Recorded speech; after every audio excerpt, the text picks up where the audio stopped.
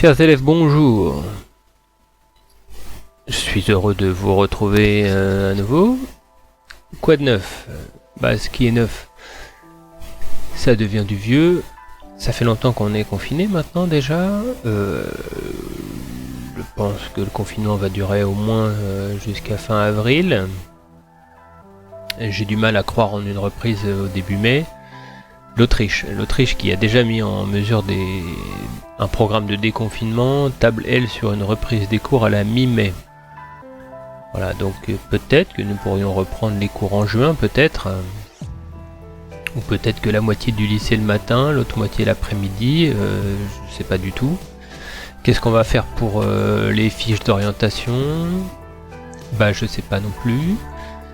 Comment on va organiser les passages en première? Je ne sais pas non plus. Est-ce qu'on va se baser que sur les 2 premiers bulletins? C'est probable. Voilà, je vous rappelle, et c'est une information qui est importante et qu'il faudrait tenir à la disponibilité de vos parents, c'est que le redoublement en seconde c'est un droit. C'est-à-dire que si vous estimez, vous personnellement, que votre année elle est corrompue par ce qui se passe, que vous pourriez être affecté par ce changement, eh bien vos parents ont le droit de demander à ce que vous refassiez une année de seconde, peut-être pour décrocher votre orientation, et ça sous-entend que cette fois, il n'y a pas de je mise tout sur le 3e trimestre. C'est-à-dire que là, on a la démonstration que miser tout sur le 3e trimestre, c'est jamais un bon calcul, même si on ne pouvait pas prévoir ce qui allait se passer au vu des données qui nous arrivaient de Chine. Je sais pas si vous vous rappelez, en cours j'avais dit c'est quand même étrange qu'on construise aussi rapidement un hôpital en Chine, mais même moi je m'étais rassuré des chiffres qui étaient transmis parce que c'était plaisant de croire ce qui nous était donné et de pas vraiment réaliser qu'une catastrophe pareille était en train de se produire. Quoi qu'il arrive, même si pour certains le redoublement se profile, redoubler, il y a doublé dedans. Et pour doubler quelque chose, il faut l'avoir déjà vu. Sinon, c'est pas un redoublement. On vient en arrière à la situation de départ, et pour beaucoup d'entre vous, la situation de départ était déjà fortement compliquée. Donc, quoi qu'il arrive, il va falloir continuer à suivre les cours.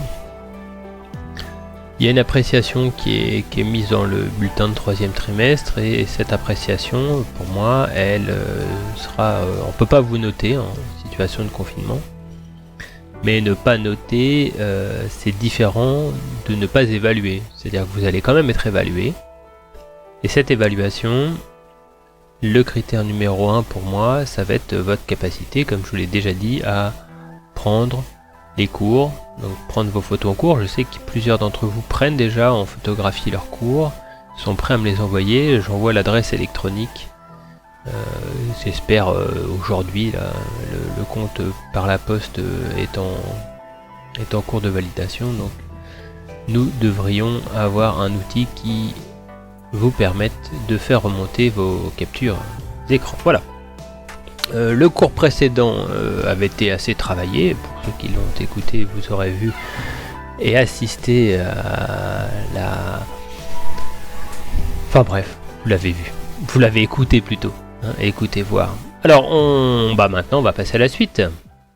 Grand B, des inégalités à toutes les échelles. Des inégalités à toutes les échelles. Notre problématique, qu'est-ce qu'on se demande ? Quelles sont les différentes déclinaisons spatiales des inégalités? Ces différentes déclinaisons spatiales des inégalités, on va d'abord les aborder au travers d'un premier point, des inégalités contrastées à l'échelle mondiale. Donc à l'échelle mondiale, on a des inégalités qui sont contrastées. Et pour commencer à parler de ces contrastes, on va ouvrir nos livres, s'intéresser au document 3 de la page 125. Et une fois que vous avez votre livre d'ouvert, eh bien, je vous pose plusieurs questions ici à l'oral. La première question qu'on peut se poser à partir de cette carte à l'échelle mondiale, donc vous aurez remarqué qu'il y a dans la légende deux informations. On a une gamme chromatique, un changement de couleur, qui va du vert au rouge et qui nous parle de l'apport calorique journalier moyen en calories par jour et par personne. Il faut savoir que pour l'Organisation mondiale de la santé, l'OMS, le seuil de 2400 calories par jour et par habitant, c'est le seuil de calories nécessaires à une personne pour être en bonne santé. En dessous de ce seuil de 2400 calories, pour l'Organisation mondiale de la santé, on est en sous-alimentation. Bon, du coup, là, le cartographe, ce seuil des 2400, il n'est pas vraiment visible, il est dans le orange. Lui, il a utilisé le seuil de 2500, et on aurait pu revisiter finalement ces seuils dans la façon de réaliser notre carte. Bon, nous, on va faire avec ça. Et puis, en point Bertin, hein, plus le cercle est grand, plus le nombre de personnes vivant dans la pauvreté, un indice de pauvreté multidimensionnel, hein, vous vous rappelez l'IPM, est important. Et bien à la lecture de cette carte, la première chose qui saute aux yeux, c'est que tous les pays du monde ne sont pas à égalité. Bon, on défonce ici une porte ouverte, vous le saviez déjà. Maintenant, si je vous demandais, au regard de cette carte, si l'insécurité alimentaire est partout la même, votre réponse serait que non. Il y a des pays dans lesquels l'apport calorique il est supérieur à 3200 calories par personne et par an, et il y a des pays dans lesquels il est inférieur à 2500. Si on prend le cas de Madagascar, si on prend le cas de la Namibie, on est dans des États ici qui ont ce seuil alimentaire qui est préoccupant. Bon, deuxième question. Est-ce qu'on peut mettre en relation cette insécurité alimentaire avec la pauvreté ? Bien, la carte nous invite à dire que oui. Les pays dans lesquels la pauvreté est présente souffrent généralement aussi d'un problème d'apport calorique. Mais il y a des exceptions qui confirment la règle. C'est-à-dire que si on prend le cas du Brésil, si on prend le cas de l'Algérie, ou du Maroc, ou de l'Égypte, on est dans des pays dans lesquels l'apport calorique journalier moyen il est supérieur au seuil des 2400, mais la pauvreté est quand même mesurable au travers de l'IPM. Du moins, elle est significative. Hein. Elle est sur un minimum de 5 millions de personnes. C'est le seuil de représentation numéro 1 ici dans ce graphique. Du coup, quelle vision sur les inégalités elle nous donne, cette carte? Alors, que noter, en guise de trace écrite dans notre cahier, que l'accès à l'alimentation ou la pauvreté ne sont pas partout les mêmes. Et on remarque quoi? On remarque qu'il y a des continents plus touchés que d'autres. Lesquels? Ça, c'est ce qu'il faut noter dans votre cahier. Vous les avez là, ça y est, ces deux continents qui sont plus touchés que les autres. L'Afrique et l'Asie. Or, l'Afrique et l'Asie sont marqués par la pauvreté, hein. Ce sont des espaces dans lesquels se concentre l'essentiel des PMA, des pays les moins avancés. Alors PMA, ça mérite une définition, on va la recopier dans nos cahiers. Cette définition, vous l'avez dans votre manuel, donc on va pas se compliquer la vie, on va recopier celle du manuel. Moi j'ajouterai une petite nuance, une petite information à tout cela. Les pays les moins avancés, c'est une catégorie qui a été créée par l'Organisation des Nations Unies en 1971.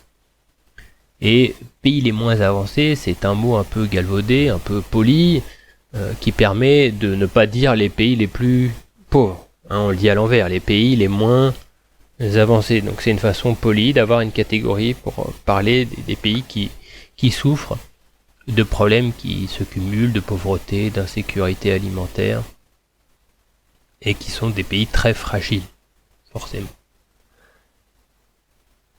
Travaillons encore à partir d'une carte, et revenons à la grande carte d'ouverture qui est page 122-123 de vos manuels. Cette carte sur l'IDH et qui revient sur d'autres données propres au développement,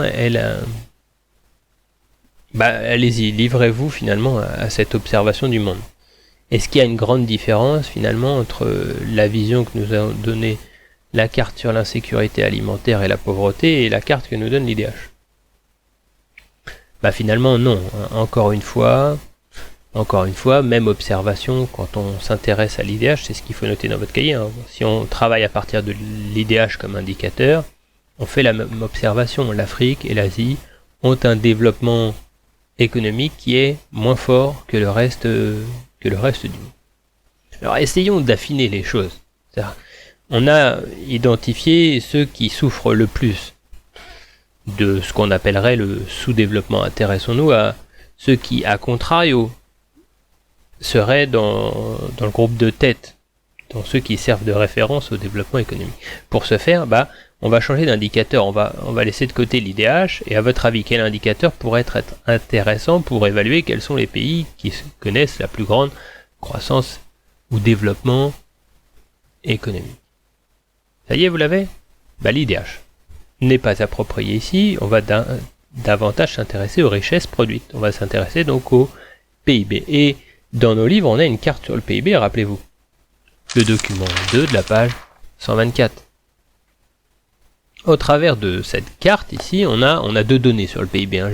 On les a déjà vues. On a un PIB global qui est représenté en points Bertin. Plus le rond est grand, plus le PIB produit est important en milliards de dollars. Et on a un PIB par habitant. C'est-à-dire que cette fois, on prend ce chiffre total et on le divise par le nombre d'habitants de chacun des territoires. Du coup, ça modère un petit peu les propos. Et vous voyez qu'on peut avoir un PIB comme celui de l'Australie qui n'est pas plus grand que celui de la Chine.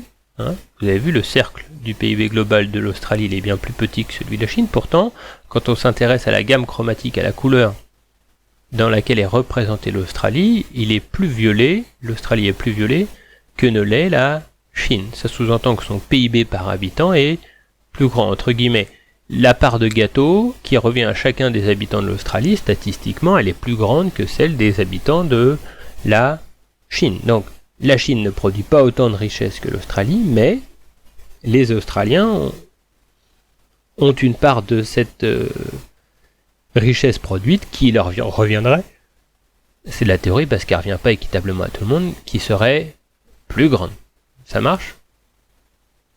Bon, finalement, quand on regarde cette carte 2 de la page 124, on se rend compte que, au regard du PIB par habitant, il y a quand même des pays qui sont bien mieux logés que les autres. Et si on s'intéressait à des zones du monde plutôt qu'à des pays, eh bien, de rechef, on voit que l'Afrique et l'Asie, comme l'Amérique latine, du coup, sont plus affectés que les autres, c'est-à-dire qu'ils ont une croissance économique, un développement économique qui est moins grand, mais ceux qui ont le développement économique le plus grand, on a un trio qui se développe. Hein, ce qu'on noterait dans notre cahier ici, c'est qu'au regard du PIB par habitant, on a trois grands ensembles qui se dégagent. D'abord, on a l'Amérique du Nord. Ensuite, l'Europe. Et enfin, l'Asie de l'Est, à laquelle il faudrait ajouter l'Australie et la Nouvelle-Zélande. Mettons l'Australie et la Nouvelle-Zélande de côté, parce que l'Amérique du Nord, l'Europe, l'Asie de l'Est, pour les géographes, c'est un trio qui est depuis longtemps mobilisé, et le mot trio vous fait sans doute penser à une autre notion que vous avez dû étudier en troisième, la triade.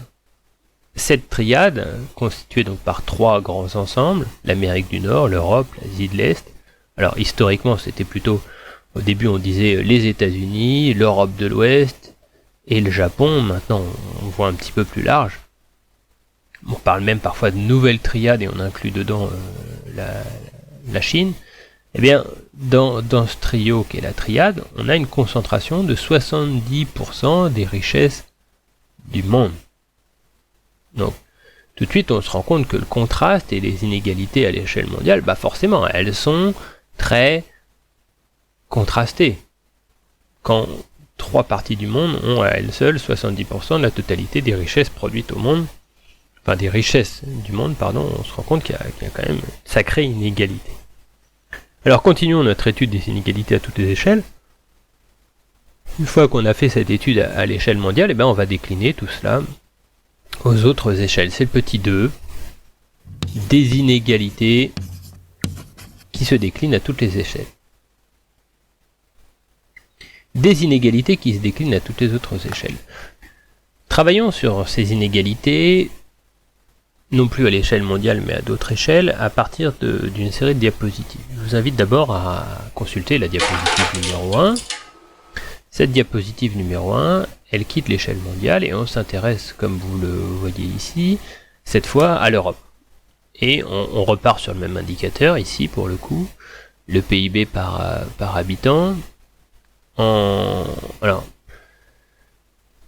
SPA. On met le SPA de côté. En fait, on y reviendra pour le PPA par contre. Mais ici, on a un indicateur qui va lisser les données sur l'évolution des pays pour gommer les différences qui pourraient exister entre chacune de leurs monnaies, car tous les pays qui sont présents ici n'ont pas une monnaie qui est l'euro. Bon, bref. Le PIB par habitant des pays de l'Union Européenne ici en 2018, on peut se poser la même question qu'à l'échelle mondiale. Est-ce qu'il est le même pour tous ces pays de l'Union Européenne? Évidemment non. On a des PIB par habitant qui sont plus importants pour des pays majoritairement à l'ouest et au nord de l'Europe, si on met le Portugal de côté, par rapport à ceux de l'est de l'Europe. Attention, la Suisse n'étant pas dans l'Union Européenne ici, elle n'est pas incluse dans le calcul. Même chose pour la Norvège. Et le Royaume-Uni en 2018 était encore dans l'Union Européenne. Aujourd'hui, il ne serait pas présent. Bon, bref. On peut observer quoi? On peut observer qu'à l'échelle continentale, oui, c'est l'Union Européenne, mais l'Union Européenne, c'est beaucoup de pays de l'Europe quand même. Eh bien, à l'échelle de l'Europe, on observe la même chose, des contrastes de développement. Avec la diapositive suivante, on change d'espace et on va cette fois sur le continent africain. Et on part sur le PIB par habitant en PPA. Alors, le PPA, ça veut dire quoi? Ça veut dire en parité de pouvoir d'achat. C'est ça le PPA. En fait, on prend les taux de conversion monétaire, on ramène tout à une même monnaie, le dollar qui sert de référence, et on définit quelle quantité monétaire il faut pour se procurer un panier moyen de biens et de services qui est défini. Vous pouvez trouver sur internet comment il est défini. Donc là on a des données de 2017, donc qui sont assez récentes, et on peut se poser la même question. Finalement, ce PIB par habitant, là encore, à l'échelle de l'Afrique, il est contrasté ou il n'est pas contrasté? On a des pays dans lesquels on est au-dessus du seuil de 15 000 $ par habitant. Et puis on en a d'autres dans lesquels on est à moins 2000. Il y a donc, encore une fois ici, des contrastes importants qu'on peut observer à l'échelle du continent africain.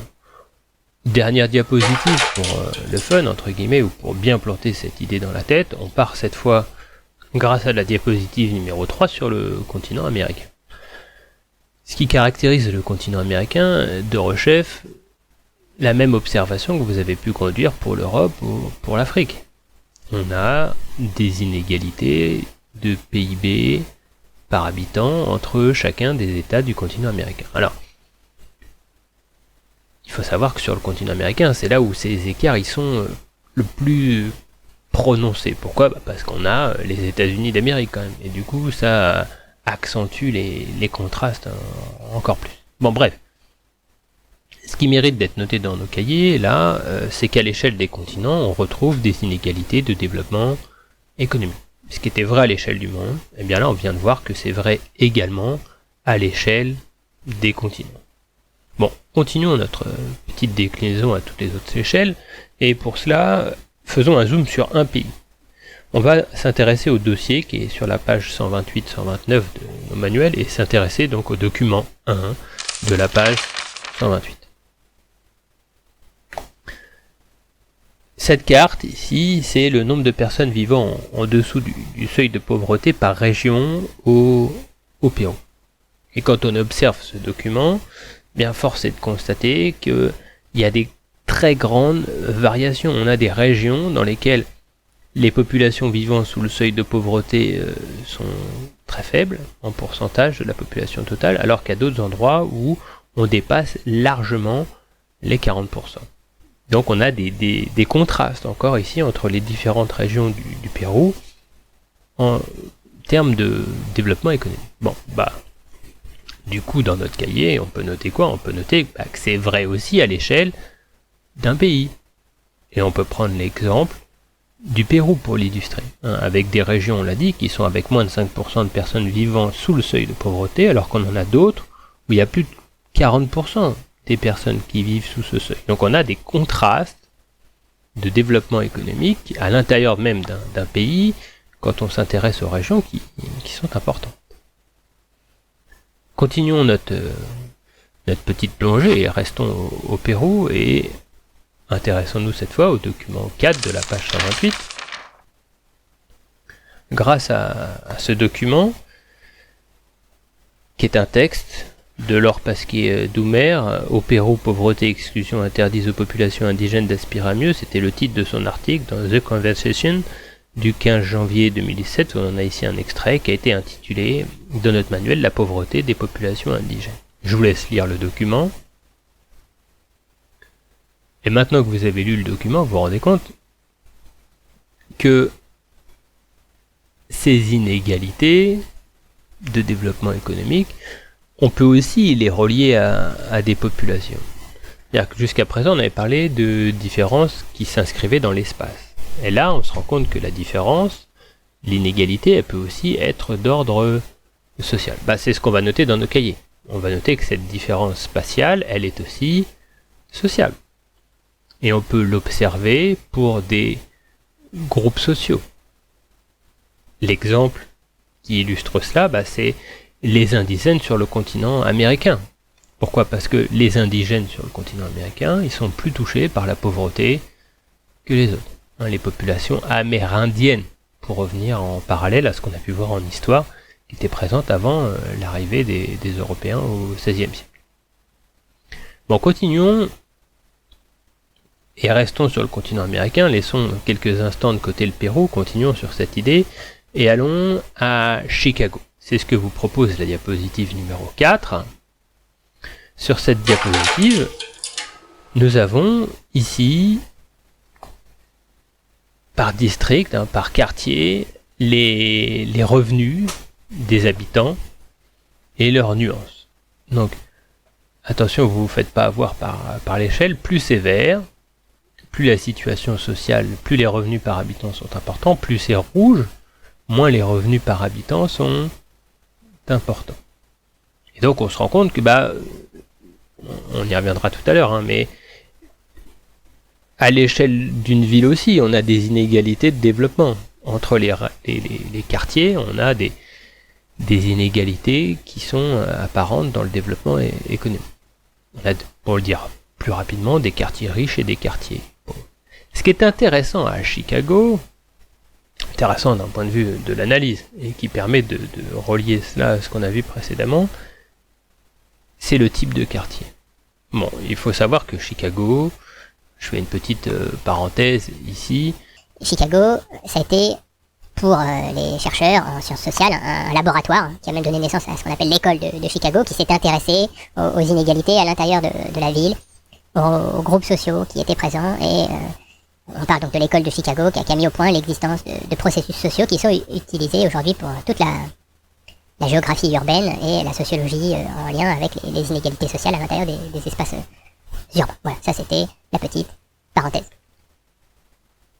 Donc, ce qu'on observe en le joignant à la diapositive numéro 5, grâce à cette diapositive numéro 5, on se rend compte qu'il y a un lien entre la pauvreté et le groupe social, et tout particulièrement le groupe dit des Afro-Américains. Alors, le groupe des Afro-Américains, c'est le groupe des Noirs américains, mais le mot noir est très connoté aux États-Unis, et on ne peut pas l'employer comme ça, en sociologie du moins. Donc on parle des Afro-Américains, et en fait à Chicago on a un ghetto, c'est le mot employé, dans lequel on a un entre-soi des Afro-Américains qui est lié à une ségrégation sociale dont ils font l'objet, c'est-à-dire qu'en fait ils n'arrivent pas à trouver de logement ailleurs, et ils ont des revenus plus faibles que les autres, donc ils sont tous concentrés dans ce quartier pauvre. Du coup nous ça nous invite à noter quoi dans notre cahier ? Que la différenciation sociale, elle peut aussi s'inscrire dans l'espace. Et là, on peut prendre l'exemple des villes des États-Unis d'Amérique. On est parti de Chicago, mais on aurait pu faire la même observation pour d'autres villes des États-Unis. On a des ghettos noirs qui sont plus pauvres que le reste des villes. Et pour parler du processus, on utilise en géographie l'expression, comme en sociologie, l'expression de ségrégation socio-spatiale. C'est-à-dire qu'en fait vivent dans certains quartiers des populations qui cumulent des critères sociologiques communs et qui sont mis à l'écart spatialement du reste des autres. Donc la ségrégation socio-spatiale, on l'observe aussi à Chicago pour les personnes très très riches qui vont vivre dans certains quartiers plutôt que d'autres. En fait, on a des ghettos riches et des ghettos pauvres, pour le dire autrement. Donc, ici, c'est important, on était passé par la différenciation sociale, et on se rend compte que la différenciation sociale, elle s'exprime aussi, elle s'inscrit aussi dans l'espace. Revenons à notre manuel, à notre étude de cas, et on s'intéresse cette fois à 3 documents de la page 129, le document 5, 6 et 7. On a 2 photographies, le document 5 et le document 7, qui font la différence entre 2 quartiers. On a le centre économique et touristique de Lima, en bordure du Pacifique, qui fait rêver, entre guillemets, et puis on a l'un des bidonvilles de Lima, l'un des quartiers auto-construits, dans lequel effectivement vous voyez la petite fille qui va à l'école qui marche sur un chemin, il y a moins de routes goudronnées, on est sur les collines, on n'a pas une vue idéale, du moins qui fait moins rêver, et on voit ce contraste très important ici entre les 2 quartiers qui appartiennent à un même ensemble urbain. Et le petit texte qui vient de l'Agence française du développement qui a été publié en 2017 revient sur la pauvreté et les besoins en eau qui se rencontrent que rencontre l'État péruvien, le Pérou. Bon, je vous laisse étudier les documents, mais la trace écrite qui va avec, que vous noterez ensuite, c'est qu'à l'échelle locale, les inégalités, elles sont également importantes. On les observe aussi. C'est-à-dire qu'on les a observées à l'échelle du monde, on les a observées à l'échelle des continents, on les a observés, on pourrait les observer à l'échelle d'une région, et là on les observe même à l'échelle d'une ville. Et on pourrait même rentrer à l'échelle des quartiers, c'est-à-dire que même dans ces quartiers pauvres, il y en a qui sont beaucoup plus riches que d'autres. Donc ces contrastes, vous voyez qu'on peut les décliner finalement à toutes les échelles. Ce qui mérite d'être ajouté, pour finir ce petit 2, et cette échelle locale, c'est que ces inégalités, elles sont encore plus prononcées dans les pays émergents. C'est là où elles sont les plus prononcées. L'expression de pays émergents, elle mérite d'être citée comme définition dans notre cahier. Pays émergents, je vous laisse recopier la définition à partir de votre manuel, dans vos cahiers. Et puis, pour quitter un peu le Pérou et revenir un peu plus proche de chez nous et pas se croire au-dessus de tout, entre guillemets, on peut revenir page 122. On a le document 1 de la page 122 qui nous montre qu'il existe aussi des bidonvilles dans les villes des pays riches et notamment à Paris. Ce bidonville, il a été démonté depuis, il se remontera ailleurs sans doute, mais c'est un peu stéréotypé de penser qu'il n'y a que les pays émergents qui seraient touchés par le processus. On le retrouve aussi dans des métropoles de pays riches, même si, je vous l'ai dit, hein, on n'est pas du tout dans la même forme d'importance du processus. Alors terminons ce cours avec un troisième point, des situations en évolution. Il faut rajouter un peu de mutation, d'observation sur le long cours, c'est-à-dire que la situation qu'on est en train de décrire, c'est la situation à l'instant T, mais la situation à l'instant T, elle résulte d'une évolution du temps T-1, et elle va tendre vers quelque chose qui appartient au T plus 1, à l'avenir. Bon, pour observer cette évolution, on va s'intéresser à un autre indicateur qu'on a déjà présenté dans le grand A, l'indice de Gini. L'indice de Gini, je vous rappelle qu'il mesure les différences d'égalité entre les revenus des habitants d'un même espace.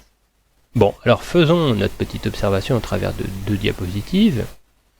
La diapositive numéro 6 nous invite d'abord à nous rendre en Chine. On n'a pas une carte cette fois, on a un graphique. Alors pour présenter un graphique, il faut d'abord... on n'a pas les sources. On ne sait pas d'où viennent les statistiques, en fait elles viennent du programme des Nations Unies pour le développement, qui les observe. On a deux choses qui sont représentées. On a l'indice de Gini au travers de notre histogramme, qui est présent pour l'année 1981, 1993 et 2005. Et puis on a le pourcentage de pauvreté par rapport au pourcentage de la population avec moins de 1,25 $ par jour. Et on observe quoi? On observe que la pauvreté en Chine, elle a diminué de 1981 à 2005 au travers de cette pauvreté qui était de 84% et qui est passée sous les 28% depuis 2002. Et puis l'indice de Gini qui a été ici multiplié par 100, je vous ai dit qu'il était entre 0 et 1, mais que pour des commodités pratiques souvent on le multipliait par 100, il était de 29,1 en 1981 et il est passé à 41,5 en 2005. Donc, qu'est-ce qu'on observe? On observe bien ici que la pauvreté en Chine, elle, diminue. Donc, on a ici des éléments d'information. Alors, mettons-le en parallèle avec ce qui se passe cette fois aux États-Unis d'Amérique, c'est la diapositive numéro 7. Et on observe quoi aux États-Unis d'Amérique? On observe que l'indice de Gini, lui aussi, il évolue dans le temps. Il a été très haut, il a diminué, et puis à nouveau, il est parti à la hausse. Donc, qu'est-ce qu'on peut observer ici? Qu'à l'échelle des États, les inégalités, elles, s'accroissent. Quand on observe à l'échelle des États, on a une augmentation des inégalités à l'intérieur des territoires. Alors, pas de tous les territoires. Il y a quelques territoires dans lesquels l'inverse est vrai. Mais tout dépend aussi du moment où on fait nos observations. Quand vous comparez la diapositive numéro 6 et numéro 7, vous voyez qu'en fonction de l'intervalle et du temps qu'on choisit, les situations changent. Et l'indice de Gini peut continuer à tendre vers 1, alors que l'indice de pauvreté, lui, peut diminuer.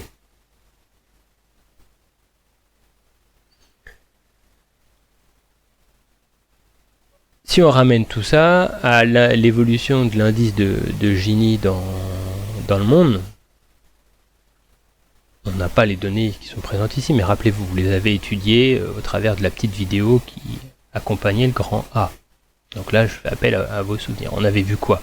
Eh bien, on avait vu qu'à l'échelle mondiale, les inégalités, elles semblaient en revanche être en train de diminuer. Et c'est tout le paradoxe. C'est-à-dire qu'en fait, à l'échelle des États, les inégalités, elles s'accroissent, mais à l'échelle mondiale, elles semblent diminuer. Et pourquoi elles semblent diminuer? Parce que les pays certains pays qui étaient très pauvres semblent réduire leur pauvreté.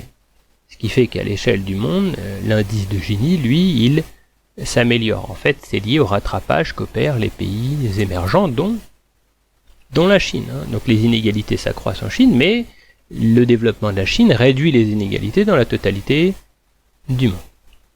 C'est important de comprendre que les variations d'échelle ont des conséquences dans nos observations.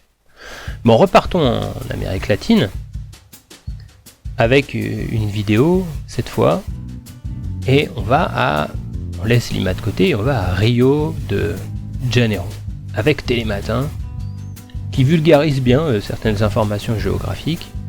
Et donc là on est sur une vidéo qui date d'avant les Jeux de Rio de 2014. 2016 les Jeux de Rio, pardon. 2014 c'était quoi 2014 la Coupe du Monde de foot? Non, c'était après, avant, 2015, je sais plus. Bon bref, c'est pas ce qui nous importe. Je vous laisse regarder la vidéo. Voilà. Cette vidéo, elle nous permet de prendre conscience aussi des évolutions que connaissent ces espaces qui sont frappés par la pauvreté. Ici, le favelas, c'est quand même le bidonville, historiquement. Or, le favelas de Rio, il est de plus en plus investi par des populations aisées, et notamment des étrangers qui viennent ici acheter des biens, c'est-à-dire qu'ils viennent acheter une maison. Et à partir du moment où ce sont des gens plus riches qui habitent dans la favelas, ils vont engager un dynamisme de croissance pour l'ensemble du quartier. C'est-à-dire que ça va conduire à la hausse progressive des loyers, à la hausse progressive des biens qui au tout début, rappelez-vous, au tout début c'était de l'habitat illégal. Et petit à petit, on en avait parlé, la mairie de Rio, elle fait rentrer dans le cadastre ces logements construits sauvagement pour les reconnaître et faire payer à ses habitants des impôts, les relier à un système d'eau, un système d'électricité, de téléphone. Et une fois que tout ça c'est fait, finalement la maison a une existence, et vous voyez que y a des gens qui veulent acheter ces biens. Alors évidemment, ils vont pas acheter les maisons les plus isolées de la favelas et les plus inaccessibles. Ce sont d'abord les favelas, les maisons de ces favelas qui sont les plus proches de la ville standard, entre guillemets, qui font l'objet de cette préemption immobilière et qui vont s'améliorer. En géographie, on appelle ça la gentrification. Et cette gentrification, elle a un effet pervers. Entre guillemets, l'effet pervers, c'est que pour les pauvres, ça va être de plus en plus difficile de se loger dans ces quartiers. Alors, restons en Amérique, mais quittons la Samba et Rio pour aller à New York. À New York, on a aussi un quartier très pauvre. Le ghetto de New York, c'est Harlem. H-A-R-L-E-M. Et dans ce quartier de Harlem, ghetto afro-américain de New York, eh bien on observe le même processus de gentrification. Et vous avez ici une série de 3 cartes parues dans MapMonde, c'est la diapositive numéro 9 qui vient clore ici ce cours. Et sur cette diapositive, vous voyez que les revenus des habitants de Harlem, pour les points les plus au sud de la ville, ont augmenté. Et pourquoi ils ont augmenté? Eh bien, parce que des promoteurs immobiliers ont acheté les immeubles les plus près de ce qui n'était pas du ghetto, les ont rénovés, et après cette rénovation, les mettent à la location.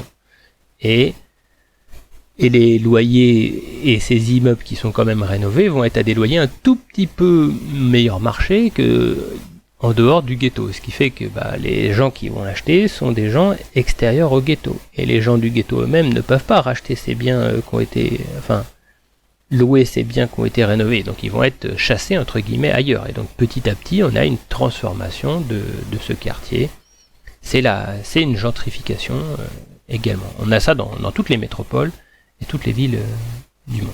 Donc, des situations en évolution, qu'est-ce qui mérite d'être noté ici? Qu'on peut observer des évolutions spatiales dans les villes. Les territoires pauvres, en fait, ils sont investis par des promoteurs qui vont transformer dans leur opération immobilière la composition spatiale, sociale de ces quartiers. Ils ne vont pas changer la composition spatiale, mais ils vont changer la population qui habite dans ces aires spatiales. Bon, pour conclure l'ensemble de ce grand B, notons qu'on a des inégalités à toutes les échelles. On l'a observé. Échelle mondiale, échelle continentale, échelle nationale, échelle régionale, échelle locale. On a des inégalités à toutes les échelles. C'est une constante.